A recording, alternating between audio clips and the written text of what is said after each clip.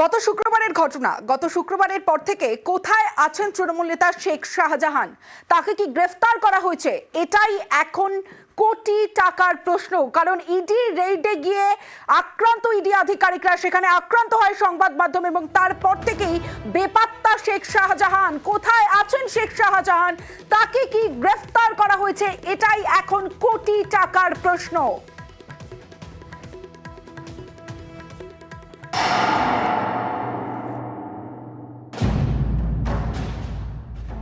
ধরা পড়েছেন শেখ শাহজাহান।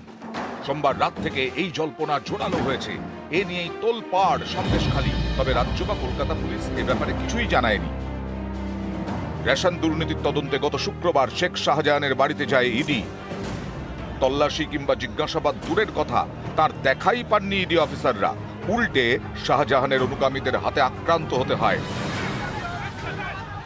3 অফিসারের মাথা ফাটে, আক্রান্ত হয় সিআরপিএফ। প্রাণ বাঁচাতে অটোয়ে চড়ে পালান ইডি আধিকারিকরা। শুক্রবার থেকে শেখ শাহজাহানের দেখাই নেই।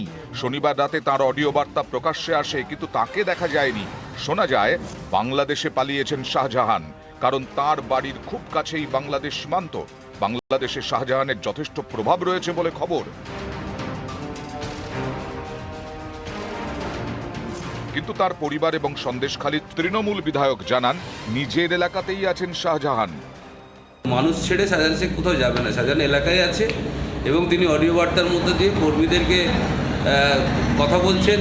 যে লোকটা বাড়িতেই আছে, এলাকায় আছে, এলাকা ছেড়ে যায়নি, তার নামে লুকআউট নোটিশ জারি করছে।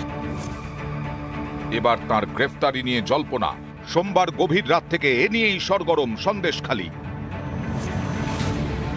যদিও শাহজাহানের গ্রেফতারের খবর স্বীকার করছে না তার পরিবারও। আমার সঙ্গে এখনো পর্যন্ত তার কোনো যোগাযোগ হয়নি। যেটুকু আমি যা খবর দেখছি সেটা আপনাদের মাধ্যমে, আপনি যে এসটিএফ নিয়ে গেছে এরকম, এটা তো আমার চোখে এখনো পড়েনি। পুলিশ তো অটোমেটিকলি বাড়ির সামনে আছে যেদিন ঘটনা ঘটে সেই দিন থেকেই। শুক্রবার থেকে সোমবার 4 দিনের বেশি সময় ধরে নিখোঁজ শেখ শাহজাহান। উত্তর 24 পরগনা জেলা পরিষদের সদস্য এবং সন্দেশখালীর দাপুটে নেতা।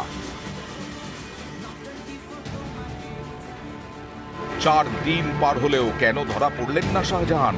স্বাভাবিকভাবে এই নিয়ে পুলিশের ভূমিকায় প্রশ্ন উঠছে। শাহজাহান মারাত্মক ধরনের অপরাধী নন, ফলে তার পক্ষে যেখানে সেখানে গা ঢাকা দেওয়া সম্ভব নয়। নেতা হিসেবে যে জীবনযাপন তিনি করতেন, তারপর ভিন রাজ্যে গিয়ে গা ঢাকা দেওয়াও সম্ভব নয়। ফলে এ রাজ্যে এমন বড় মাপের কোনো অভিযুক্ত নেতাকে খুঁজে বার করা পুলিশের পক্ষে খুব একটা কঠিন কাজ নয়। সেই কারণেই পুলিশের বিরুদ্ধে ব্যর্থতার অভিযোগ উঠেছে।